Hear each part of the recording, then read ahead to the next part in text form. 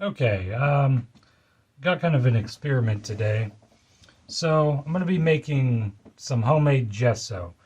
Now, I've done this before, and it's a very simple recipe. So the original recipe I used was I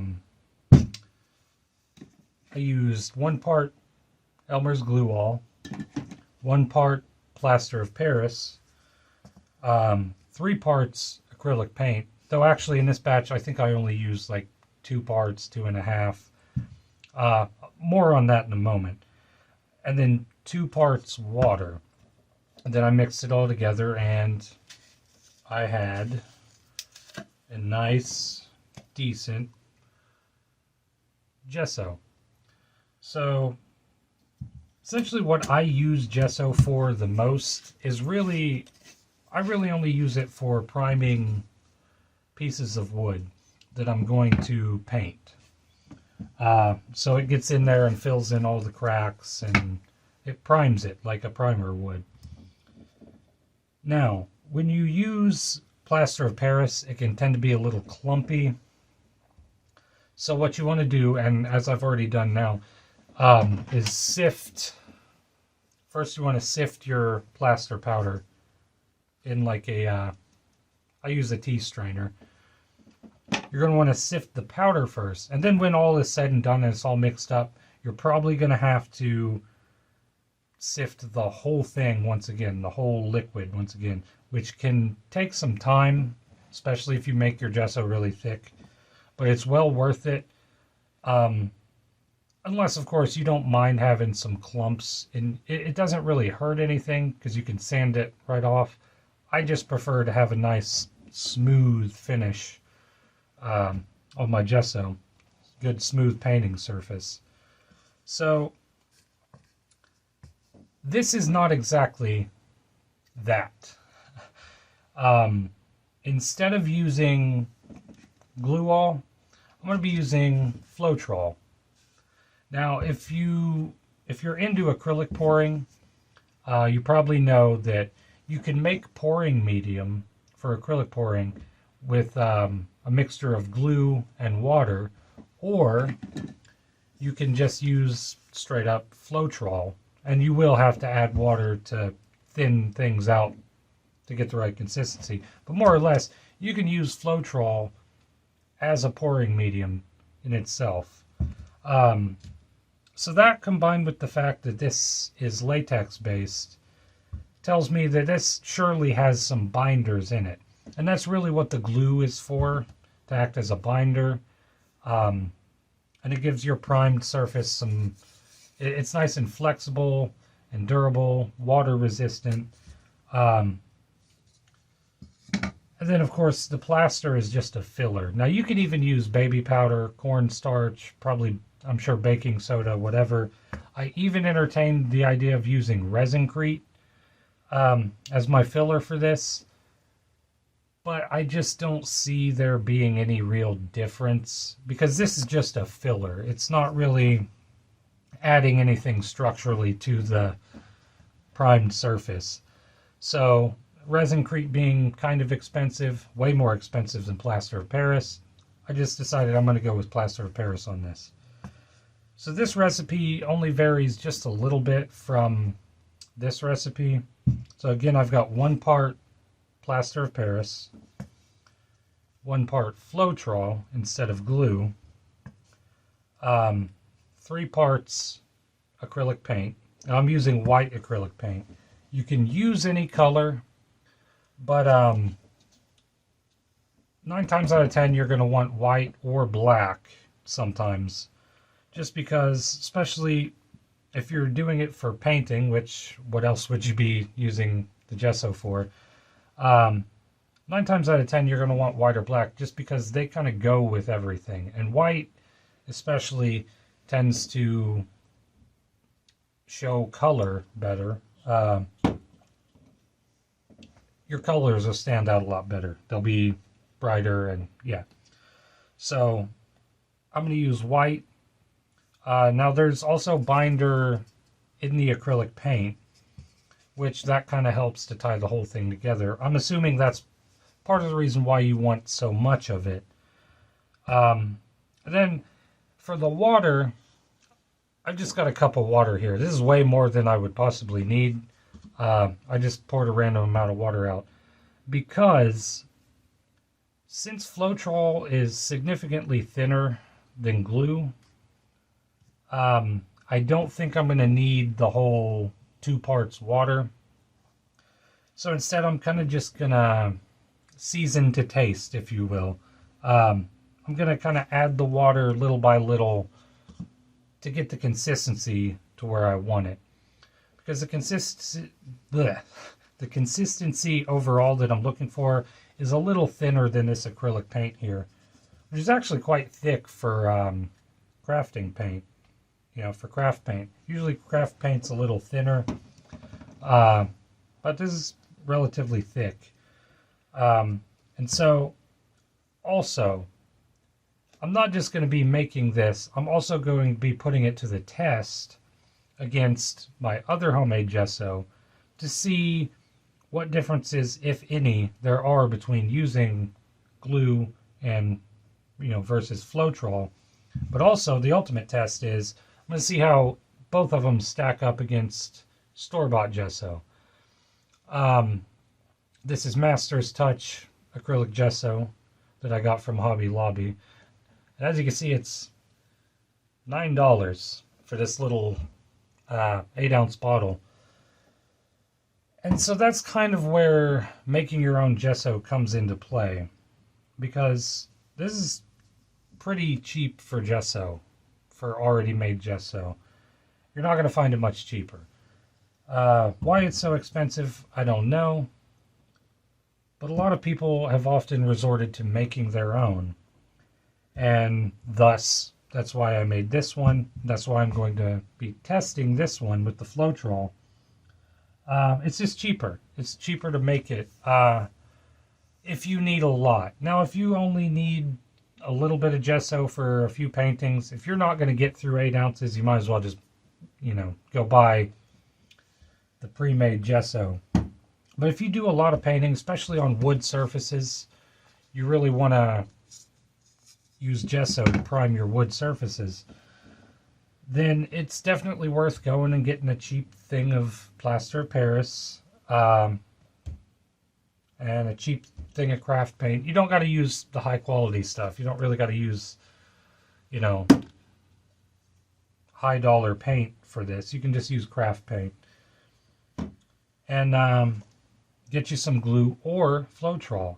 Now the interesting thing is, you would think that Floetrol would be more expensive than glue, but actually for this almost liter, 946 milliliters of Floetrol, I only paid $10 for this at Lowe's hardware store. Whereas if I was to buy, especially glue all, if I was to buy a liter of glue all, that would probably run me 15 to 20 bucks, maybe more. Even just regular Elmer's school glue, for a liter of that would be probably around 15 bucks. So actually, this is kind of cheaper. And a lot of acrylic pouring enthusiasts have learned this too.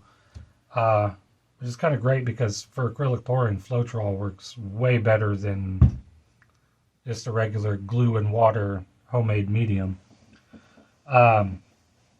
So yeah, I want to see, will the Floetrol even affect the gesso? Will it work at all? Will it work better? I'm interested to see. I've searched all over YouTube and Google, and I haven't found any instances of anybody trying this. So I figured I'll go ahead and bite the bullet. I'll take one for the team, and I'm going to go ahead and try it. So I'm going to go ahead and start mixing. And how I'm going to do this is, I'm going to grab a cup here. I'm going to start out mixing this exactly like I would if I was doing an acrylic pour. For that, I usually put in my Floetrol first.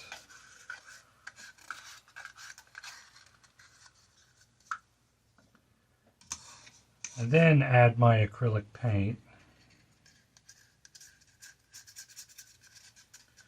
Now this is just how I do it. Maybe there's a better way to do it. I don't know. This way works for me. Certainly with mixing acrylic paint for pouring fluid art. So I got most of that out of there. So I'm going to mix this in with the Floetrol real good.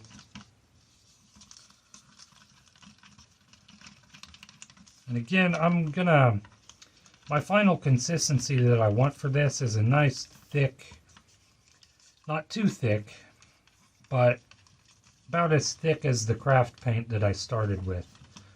Now you may say, well, you know, the Floetrol and the water is going to thin it out, so there's no way it's going to be that thick. Well, that's kind of where the filler comes in. Plus, I can always add more acrylic paint to thicken it up. If need be, I'll put some of my thicker Master's Touch acrylic paint in there, and that should do the job for me. I'm just going to throw a little bit of water in here, thin this out.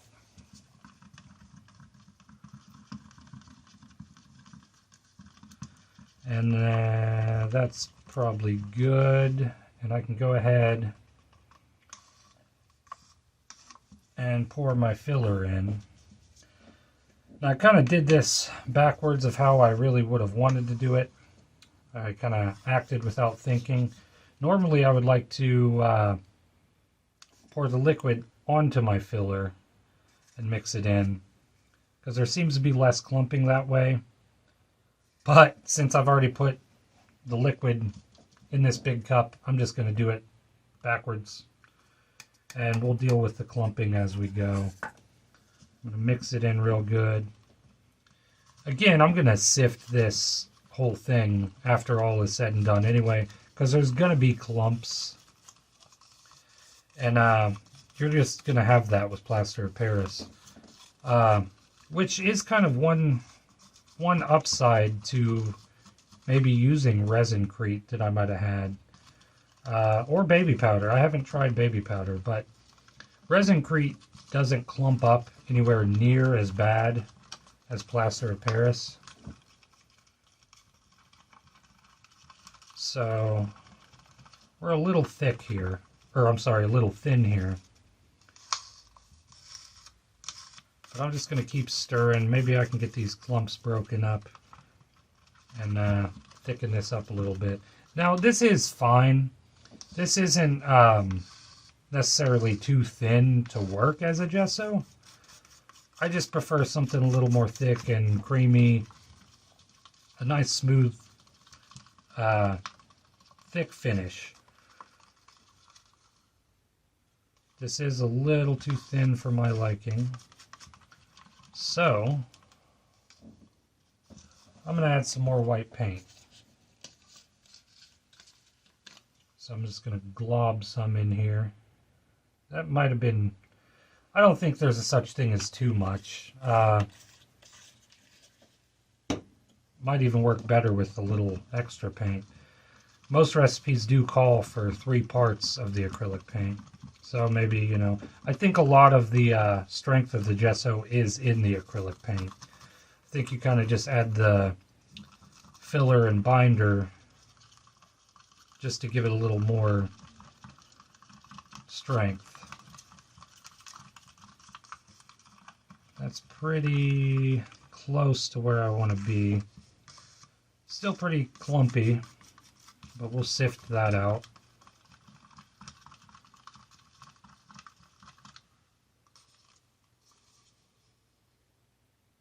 Yeah.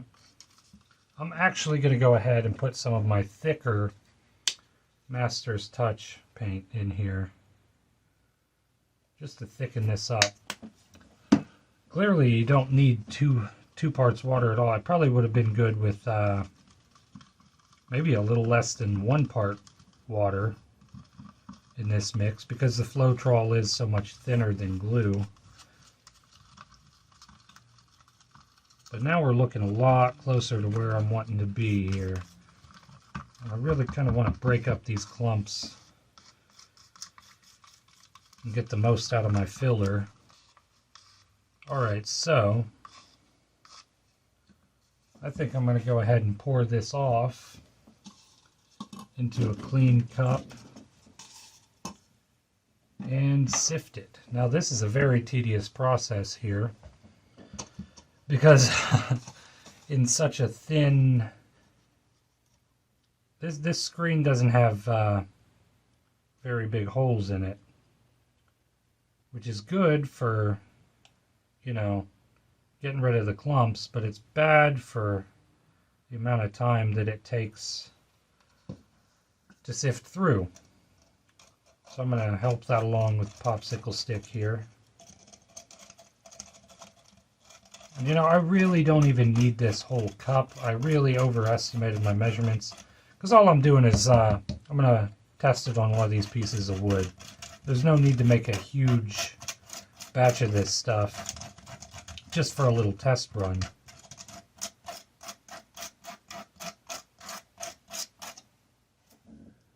So I've sifted that off, and honestly, I do believe that's more than enough. Got a little bit left in the mixing cup, but I think this is more than enough. Should have been prepared and had a paper towel out, so I can put this tea strainer on here, get it out of the way. So that looks like a great consistency.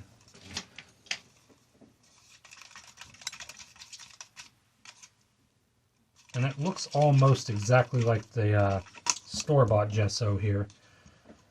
So I'm going to go ahead and, which one? This one. I'm going to paint this one up with my Floetrol gesso here.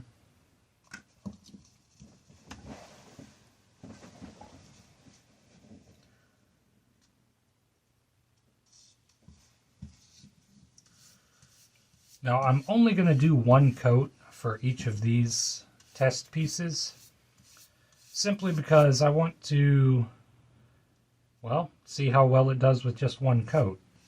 I feel like that's kind of the ultimate test. See what kind of opacity you get, what kind of smoothness of the finish you get, and overall just, you know, see how good you can get it with one coat. Obviously, most of the time you're going to want to do at least 2 or 3 coats, especially on wood. But this has really great coverage, actually. There are some little clumps in there, but you'll sand that off with some nice fine sandpaper. Now what you typically want to do, how you want to apply this, is you want to start out your first coat going in one direction. And then once this dries, you go to do your second coat, you're going to want to go perpendicular to that. Make your brush strokes perpendicular to that first coat. And so on and so on. Keep alternating with each coat. So I'm going to set this to the side. Let that dry. I'm going to clean this brush off. And I would like to take some time now while I'm doing this to just to thank everybody who's subscribed, and thank everybody who's liked, commented, or shared any of my videos. It really means a lot. You know, I don't have a big operation here. This whole channel is just me. I mean, I do all the crafting, all the experiments, product reviews, and so forth, all the video editing, and everything down to even the background music and the intro and outro music. I do all of that. I write the background music and record it, which is something I need to, I do need to kind of update the song library there, because I've been using the same handful of songs and background music for quite some time now. But yeah, everything on this channel is all me. I'm the only one doing any of this. So while I do, my goal is always to do at least one video a week. Sometimes I can't. You know, because in addition to doing everything for these videos myself, I also work a full-time job. So it can be very hard to get the time to bang out a video every week. Which really, it kind of sucks, but it is what it is. You know, you got to do what you got to do. I really enjoy making these videos, and I hope everybody enjoys watching them, and hopefully you learn something. I know I've learned a lot just by doing these videos. I've learned a lot about crafting, what I can do, what I can't do, what works, what doesn't work.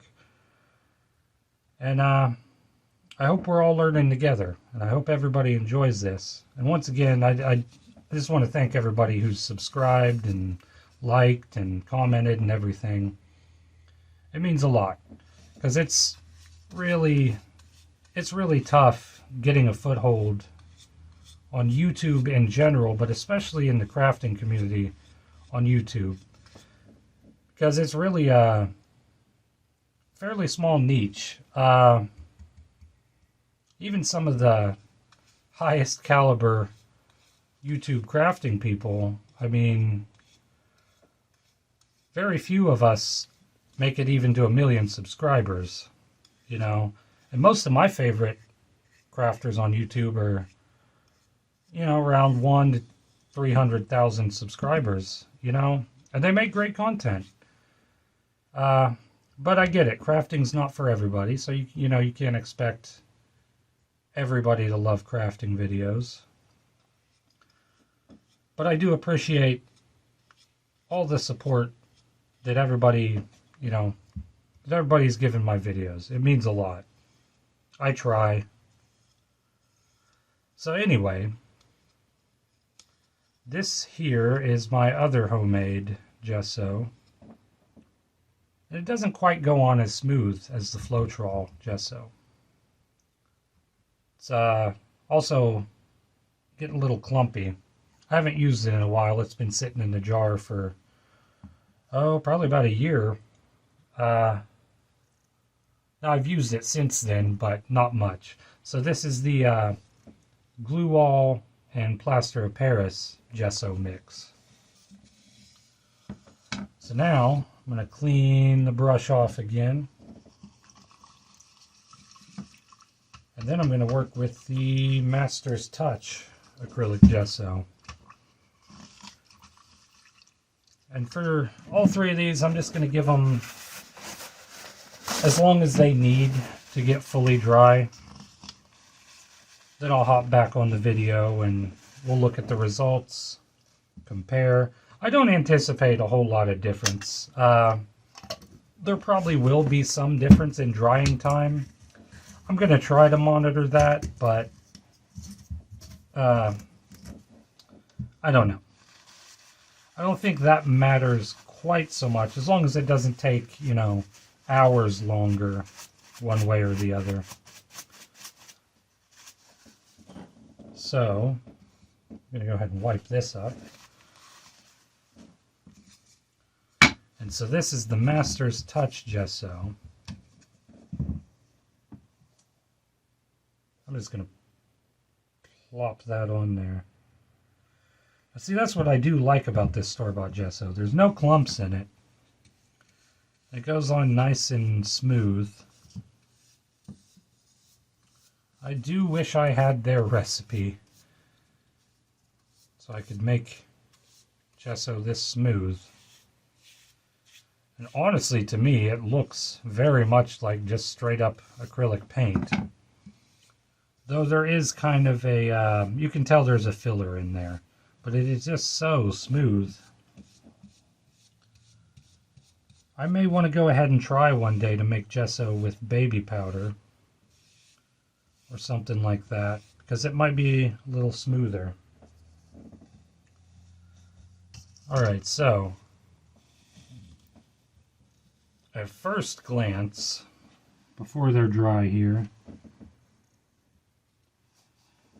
I do gotta say, even though there's a lot of brush marks in the Floetrol one, which I've heard you can spray it with water to kind of get rid of that. Matter of fact, let's do that before this dries. I'm going to spray this with some water, if I can get it to spray. And supposedly, that smooths it out a bit. So yeah, first glance before they're dry, I would say it does look like the Master's Touch is kind of superior to both of my homemade versions. However, it does look like the Floetrol version is a little better, especially in opacity, versus the glue-all version. Now again, I'm going to let these dry, and then we'll see the final results, how everything turns out. And, well, since I sprayed this one, I ought to spray the Master's Touch, too. That is one upside to the middle one here, which I think that's just due to it is a little thinner. And so there are less brush marks, really hardly any, but it is clumpier. Anyway, let's let these dry, and we'll come back and see how everything turned out. Alright, so they're all dry. So rating these on performance. First of all, surprisingly to me, the one with the Floetrol dried the quickest, followed by the Master's Touch, and then the glue-all with Plaster of Paris. Smoothness-wise, obviously, not surprisingly, the actual Master's Touch acrylic gesso definitely came out on top. There is a bit of brush mark going on there, but for the most part, I think a lot of it actually is, it looks more like the actual wood grain itself is showing. Though there are some brush marks. Zero clumping. Nice uniform coverage too. Obviously, and I mean, come on, I would hope that the actual professionally made gesso is going to be better than my DIY gesso.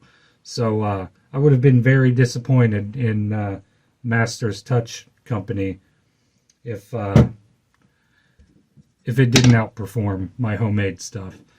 But second place is the Floetrol version. Minimal clumping. There are brush marks, but I do believe that if I would have used a different filler, maybe baby powder, maybe something that's less prone to clumping, I think this would have performed almost, if not as well as the Master's Touch. Because really the only issues I see are, of course, some brush marks, but I do think the filler also made that a little bit worse. I'd like to in the future try this with something, a more fine powder for the filler. That way there's no clumping and things will kind of smooth out a lot better. But as far as opacity and coverage, they both performed very well. Now in third place is the Plaster of Paris glue-all mix. And again, just real clumpy. Took about twice as long to dry. You know, I'm not going to be making my gesso out of that anymore. I'm definitely going the route of Floetrol from now on. And again, I'm going to go ahead and experiment with some different fillers to see if I can get at least almost as smooth as regular store-bought gesso. But I do think I can get there with the Floetrol mix. Again, I gotta say, I think that's the way to go. I think using Floetrol instead of glue for DIY homemade gesso, I think that's the way to go. Dried quicker, went on real smooth. I actually poured the remainder of that, which there was quite a bit left over. I poured it in with my old the Glue All Plaster of Paris gesso. You know, at least I've got kind of a happy medium there with those two mixed together. So once I use all this up, maybe even before I use all this up, I am going to go ahead and experiment with different fillers, see if I can get a little smoother with the Floetrol mix. But all in all, I'm really pleased with the way this experiment turned out. Totally stoked that it actually worked, because again, this is kind of cheaper than using glue, if you're making a big batch anyway. Plus, I always have Floetrol sitting around anyway for acrylic pouring, because it's great for acrylic pouring. But with all that said, hope you enjoyed the video, and I may or may not do a video trying out some different fillers in gesso, though I don't think it's not really a big topic. I may get around to doing it on video. I may just do it myself to see how it turns out. But anyway, hope you enjoyed the video, and I'll see you next time.